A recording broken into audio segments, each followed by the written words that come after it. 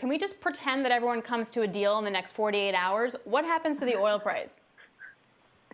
Well, I think the market's already pricing in a deal. And yeah, if we pretend that all of them are coming together, then yes, I think the price action does suggest that, 10, 12 million barrels per day of cuts, or 10, 15 as well, some of them, the numbers being floated.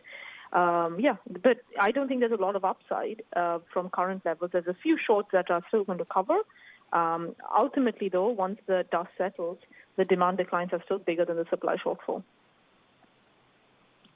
So what kind of downside risk then do we see in prices? Like, are we going to 10 in some areas here in the U.S.? Like, what do you see? I think in terms of the supply declines, we are going to, let's say if it's 10 million barrels per day of cuts, that will be contingent, at least partially, on how much the U.S. Cuts. Now, U.S. is going to obviously face natural declines, and we've already started to see some production shut in, but we haven't seen millions of barrels per day shut in, and that's not going to happen till year end.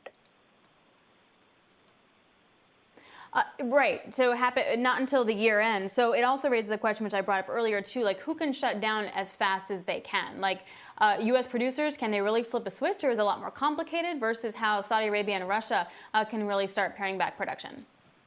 Well, that's the thing. But, obviously, you're 100% right. The U.S. can't that quickly. However, I think the difference is the market is going to force producers around the world to do it because it's going to be storage driven. We are going to run out of storage space either by end of this month or middle of next month because the demand declines are so steep.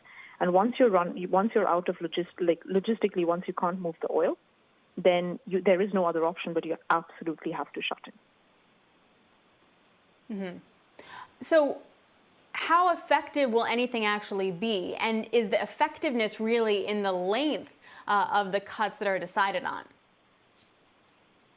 Well, I think this is supportive for sentiment because it was the demand declines plus the fact that the Saudis and Russians had decided to not support the market. So in that sense, yes, it's effective. But in terms of really sorting the oversupply, it reduces the extent of the oversupply, don't get me wrong, but it potentially doesn't even prevent tank tops. If you think tank tops are by end of this month, the earliest the deal is going to come through is going to be early May. So you can't prevent that.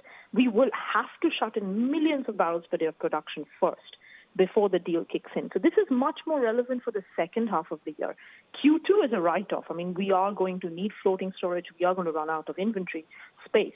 But it's about the second half, as and when demand recovers. If these guys also maintain a little bit of discipline, can then the market recover a little bit quicker?